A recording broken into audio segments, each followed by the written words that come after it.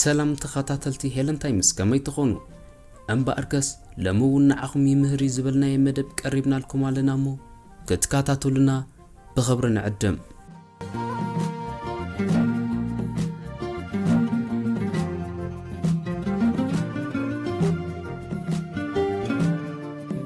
ኣብ ርክባትና ሓቀኛ ምዃን ሓደ ካብቲ ብተፈጥሮና ጽቡቕ ምዃን እንፈልጦ ነገራት እኳ እንተኾነ ኣብ ግብሪ ክነውዕለሉ እንገብሮ ጻዕር ግን ብዙሕ ክንዕንቀፍ ንኽእል ኢና።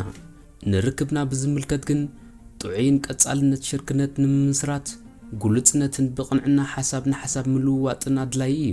ስለዚ ኸ እዩ ኣብ ርክባት ሓቀኛ ምዃን ኣዝዩ ኣድላይ ዝኾነ። ኣብ ርክባትና ሓቀኛ ምዃን ክበሃል ከሎ እንታይ ማለት እዩ?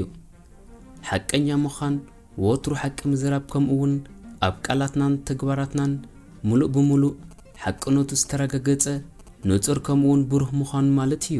እዚ ኸኣ ፈጺምካ ዘይምሕሳው ንሓቂ ዘይምሕባእ ከምኡውን ጉጉይ መምርሒ ዘይምሃብ ዘጠቓልል እዩ።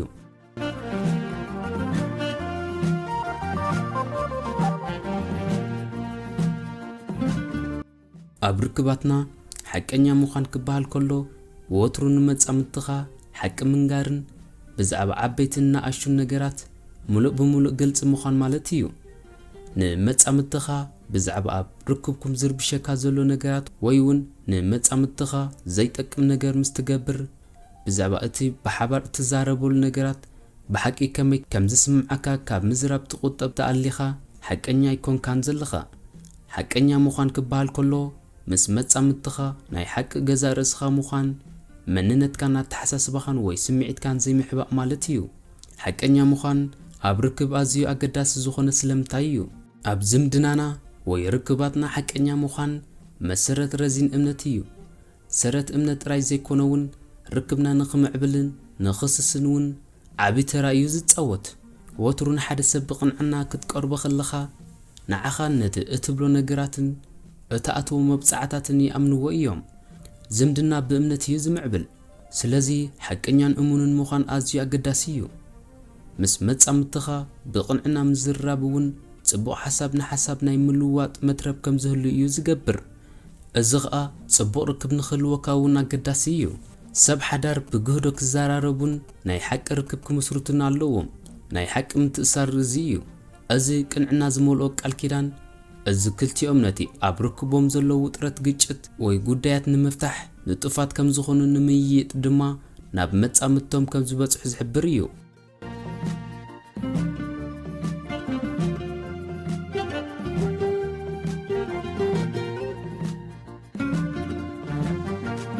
ዶክተር ማርገሬት ፖል እትበሃል ናይ ርክባት ኣማኻሪት ከም ዝሓበረቶ ምትእማን ተጎዲሉ ዝኾነ ይኹን ርክብ ወይ ዝምድና ብቐሊሉ ክፈርስ ይኽእል እዩ።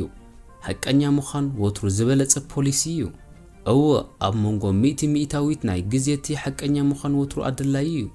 ኣብ ነፍሲ ወከፍ ዝሓስኻዮ ሓሶት መጻምድትኻ ኣብ ዝፈልጠሉ ግዜ ኣብ መንጎኹም ዘሎ ተሪር ናይ ፍቕሪ ሰረት ሃደሽደሽ እናበለ እዩ ዝኸይድ።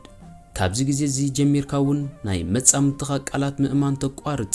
ምኽንያቱ ኩሉ ግዜ ዝሕስወካ ኮይኑ ስለ ዝስማዓካ።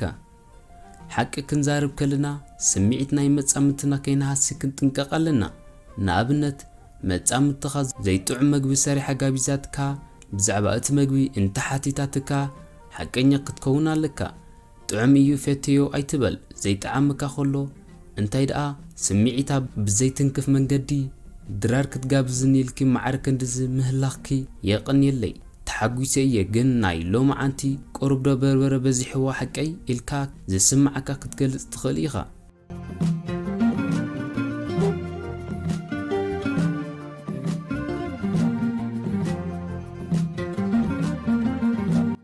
ናይ ብጻይና ግላዊ ነገር ዘይምቁጽጻር ሓደ ግዜ መጻምድትኻ ሙሉእ ብምሉእ ብዛዕባ ናይ ግልኻ ዝኾነ ነገር ክፈልጡን ክቋጻጸሩኻን ይደልዩ እዮም።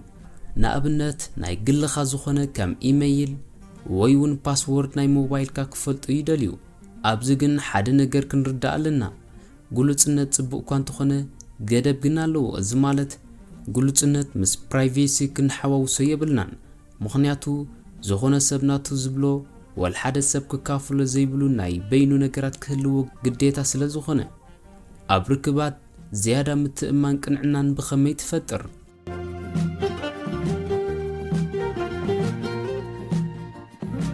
ቀዳማይ ቃልካ ክብር። ነቲ ክገብሮ እየ ዝበልካዮ ነገር ግበሮ። ከምኡውን መጻምድትኻ ክትኣማመነልካ ዝኽእል ሰብ ኩን። ምትእማን ብቓል ዘይኮነ ብግብሪ እዩ ዝህነጽ። ስለዚ ነቲ ዝተመጻባዕኻዮ ኣተግብሮ። ምኽንያቱ እቲ ዝዓበየ ንርክብ ዘዳኽሞ ነገር ዝኣተኻዮ መብጻዕ ዘይምፍጻም እዩ።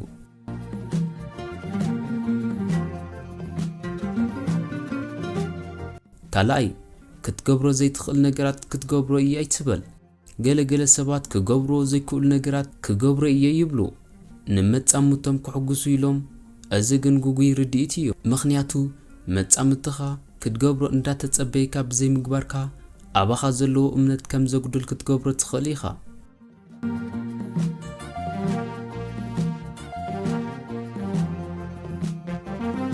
ሳልሳይ ሓሳብ ንሓሳብ ምልውዋጥ ቀዳምነት ሃብ። ሓሳብ ንሓሳብ ምልውዋጥ ኣብ ርክባትኩም ቀዳምነት ከም ዝውሃቦ ግበር። ምይይጥ ግበሩ እሞ ክልቴኹም ብዛዕባ ስምዒትኩምን ንሓድሕድኩም ብግልጺ ክትዘራረቡ ከለኹም እንታይ ከም ዘድልየኩምን እንታይ ከም ዝጎደለኩምን ብግልጽ ተዘራረቡ። ከምዚ ምግባርኩም ኣብ መንጎኹም ዘሎ እምነት ከተደልድሉ ትኽእሉ ኢኹም።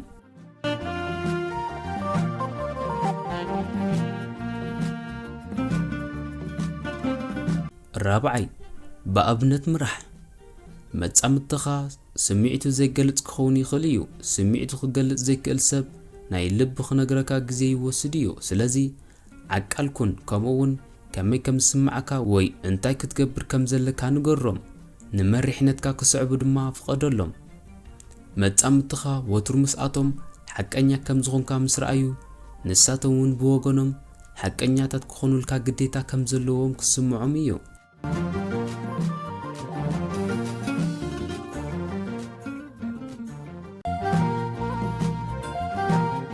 ሓሙሻይ በቲ እትብልዎ ነገራት ንሓድሕድኩም ኣይትፍረዱ። ሓደ ሰብ ንመጻምድቱ ብዛዕባ ስምዒቶም ብቕንዕና እንተተዛሪቦም እሞ ስለ ዝበልዎ እንተጸሪፍካዮም ወይ እንተንጸርጺርካሎም ኣብ መጻኢ ሓቀኛታት ክኾኑ ኣይደልን እዮም። ስለዚ ሓደ ሰብ ሓቀኛን ተኣፈፍትን እንተኾይኑ ኣይትፍረዶም ወይ ኣይትቕጻዕዮም። እዚ ማለት ከዓ ነቲ እተዛረብዎ ዓያሽ ኢልካ ካብ ምጽዋዕ ወይ ስለምታይ ከምኡ ከም ዝገበሩ ብኡንብኡ ካብ ምንጋር ምርሓቕ ማለት እዩ። ምኽንያቱ ሓቅነት ጽቡቕ ነገር ጥራይ ኣይኮነን፣ ዝሕርቕ እውን ኣሎ። ግን ዝሕርቕ እውን እንተኾነ ከፋል ናይ ግልጽነት እዩ።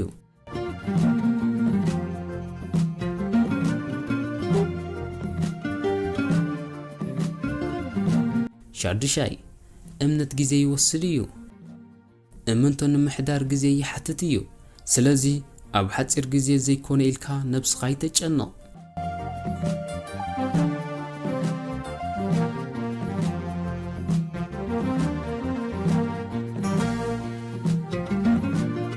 እምበኣር ከስ ክቡራት ተኸታተልትና ንሎሚ ቀሪብናዮ ዝነበርና መደብ ነዚ ይመስል። ኣብ ዝመጽእ ብኻልእ ትሕሶ ክሳብ ንራኸብ ሰሰናይ እዩ።